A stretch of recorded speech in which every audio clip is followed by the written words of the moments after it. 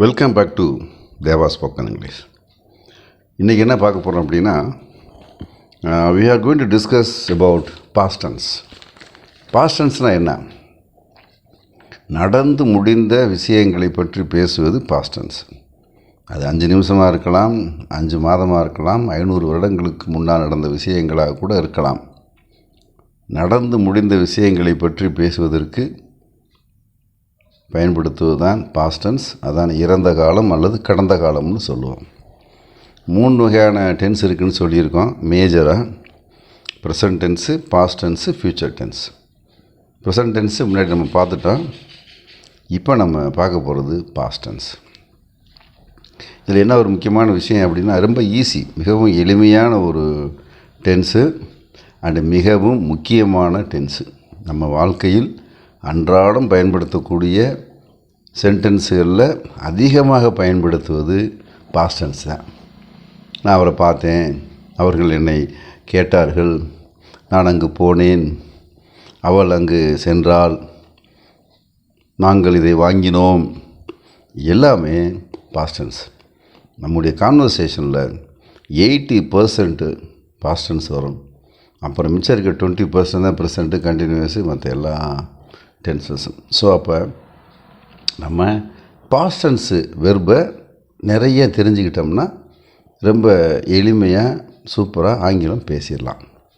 இன்னொரு முக்கியமான விஷயம் என்ன அப்படின்னா, சப்ஜெக்ட்டுக்கு அடுத்து subject either singular or plural எதுவாக இருந்தாலும் கவலை இல்லை. சப்ஜெக்ட்டுக்கு அடுத்து நீங்கள் கண்ணை மூடிக்கிட்டு பாஸ்ட் டென்ஸ் வெர்பை யூஸ் பண்ணலாம். இப்போ எக்ஸாம்பிள் சொல்கிறேனே, I learned English at school.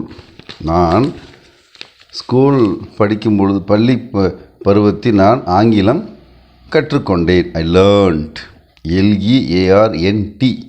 இது past tens.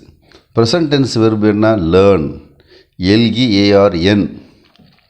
Past tense verb LEARNT போட்டிங்கன்னா அது பாஸ்ட் டென்ஸாக மாறிடும்.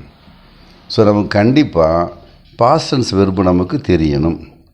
உங்களுக்கு இதில் யாருக்காவது விருப்பம் இருந்தால் கமெண்ட்டில் உங்கள் வாட்ஸ்அப் நம்பரை மட்டும் சொல்லுங்கள். உங்களுக்கு ப்ரெசண்ட்டு, பாஸ்ட் பார்ட்டிசிபிள் உள்ள இந்த ஒரு லிஸ்ட் இருக்குது. ஒரு 300-400 நம்ம அடிக்கடி பயன்படுத்தக்கூடிய வெர்பு. அந்த லிஸ்ட்டை உங்களுக்கு அனுப்பிச்சி விட்றேன். அது ரொம்ப உங்களுக்கு யூஸ்ஃபுல்லாக இருக்கும். அதை பார்த்தாலே போதும், நிறைய விஷயங்கள் நம்ம பேசிடலாம். இப்போ பாருங்களேன், they build a house in Krishna Nagar. அவர்கள் ஒரு வீடு கிருஷ்ணா நகரில் கட்டினார்கள். இங்கே போட்டிருக்குது பில்டுன்னு கொடுத்துருக்காங்க வெர்பு. இதுக்கு இந்த வெர்பு எல்லாம் ப்ரெசன்ட் டென்ஸ் வெர்பு. அப்போ நமக்கு பில்டுக்கு பாஸ்ட் டென்ஸ் வெர்பு என்னன்னு தெரியணும். What is the past tense verb for build? built, BUILDக்கு பதிலாக டி போடணும், built. அப்போ பாஸ்ட் டென்ஸ் எழுதுகிறதா இருந்தால் they built a house in Krishna Nagar. farmers grow wheat in their field. விவசாயிகள் அவர்களுடைய வயலில் கோதுமை பயிரிடுகிறார்கள்னு போட்டிருக்காங்க grow.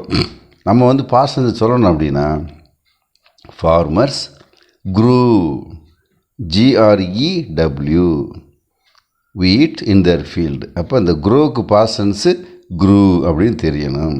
அடுத்து, she spent all the money on clothes.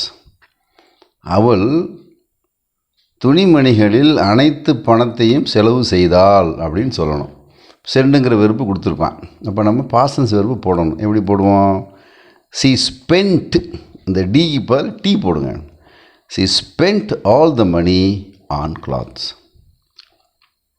I buy this book last month. நான் போன மாதம் இந்த புத்தகத்தை வாங்கினேன். எப்பவும் பாருங்களேன், நம்ம தமிழில் சென்டென்ஸ் வரும்பொழுது கடைசியாக தான் வெர்பு வரும். வாங்கினேன், செலவு செய்தேன், அந்த மாதிரி வருது இல்லையா? அப்போ வாங்கினேனுக்கு என்னங்க verb? Present tense verb buy. Past tense verb bought, BOUGHT. அப்போ அதை நமக்கு தெரிஞ்சிருக்கணும். I bought this book last month. The students respect the teachers. மாணவர்கள் அவர்களுடைய ஆசிரியர்களை மதித்தார்கள், ரெஸ்பெக்ட் பண்ணினாங்க. அப்போ ரெஸ்பெக்ட்டுங்கிறது V1, அப்போ V2 வெர்பு நமக்கு தெரியணும். The students respected their teachers. இந்த இடத்துல பாருங்கள், ED போட்டால் ஒரு பாஸ்ட் டென்ஸாக வந்துடும். ஸோ இப்போ என்ன நான் சொல்ல வரேன் அப்படின்னா, இதுலேயே பாஸ்ட் டென்ஸு 2 வகையான வெர்பு இருக்குது. ஒன்று வீக் வெர்பு, இன்னொன்று ஸ்ட்ராங் வெர்பு. இல்லாட்டி என்ன சொல்லுவாங்க, ரெகுலர் வெர்பு அல்லது இர்ரெகுலர் வெர்புன்னு சொல்லுவோம். இப்போ வீக் வெர்பு அப்படின்னா அந்த இடி, ஐஇடி, டி கடைசியில் வந்தால் அது regular past tense verb. For example type, TYPE type, ஒரு டி போட்டிங்கன்னா பாஸ்ட் டென்ஸாக மாறிடும், டைப்டு. இப்போ டாக், TALK டாக், அதோட ஒரு இடி போட்டிங்கன்னா டாக்டு. புரியுதா? So DED IED. இப்போ கேரி அப்படிங்கிறோம், carry CARRY. Past tense carried CARRIED. இதுதான். இது வீக் வெர்புன்னு சொல்லுவாங்க அல்லது ரெகுலர் வெர்புன்னு சொல்லுவாங்க. இன்னொரு வெர்பு இருக்குது, that is strong verb or irregular verb. இது எக்ஸாம்பிள் பார்த்தோம் அப்படின்னா, இப்போ கோ அப்படிங்கிறது present tense verb. Past tense என்ன, வென்ட். அதேமாதிரி பை வாங்குகிறேன், வாங்கினேன், பாட். ஸோ இது மாதிரி சம்பந்தமே இல்லாமல் டிஃப்ரெண்ட்டான வார்த்தைகள் வரும் பொழுது அப்போ அது ஸ்ட்ராங் வெர்பு. இந்த லிஸ்ட்டு நம்மகிட்ட இருக்குது. வேணுங்கிறவங்க உங்கள் வாட்ஸ்அப் நம்பரை கமெண்ட் பாக்ஸில் கொடுத்தீங்கன்னா ஒரு 1 or 2 pages தான் வரும், ரொம்ப அதிகம் வராது. எது தேவையோ அது மட்டும் தான் கொடுத்துருப்பான். அதை நீங்கள் ஒரு தடவை பார்த்துக்கிட்டிங்கன்னா ரொம்ப ஈஸியாக ஆங்கிலத்தில் பேசிடலாம். குறிப்பாக பாஸ்ட் டென்ஸை பொறுத்த வரைக்கும் ரொம்ப எளிது. அதிகமாக நாம் பயன்படுத்தக்கூடிய சென்டென்சஸ் மேக்ஸிமம் பாஸ்ட் டென்ஸில் இருக்கும். ஸோ இதுதான் உங்களுக்கு பாஸ்ட் டென்ஸில் பாசிட்டிவாக எப்படி பேசுகிறங்கிறத நம்ம சொல்லி கொடுத்துருக்கோம். இது ஒரு தடவை பாருங்கள். அடுத்த கிளாஸில் இதுவே எப்படி நெகட்டிவாக சொல்கிறது, எப்படி கொஸ்டின் கேட்குறதுங்கிறத எடுத்து பார்ப்போம். Thank you, all the best. உங்களுக்கு நல்லா இருந்தால் ஒரு லைக் கொடுங்க. நண்பர்களுக்கு யாருக்கு வேணுமோ அவங்களுக்கு ஷேர் பண்ணுங்கள். பிடித்திருந்தால் சப்ஸ்கிரைப் பண்ணுங்கள். Thank you, all the best.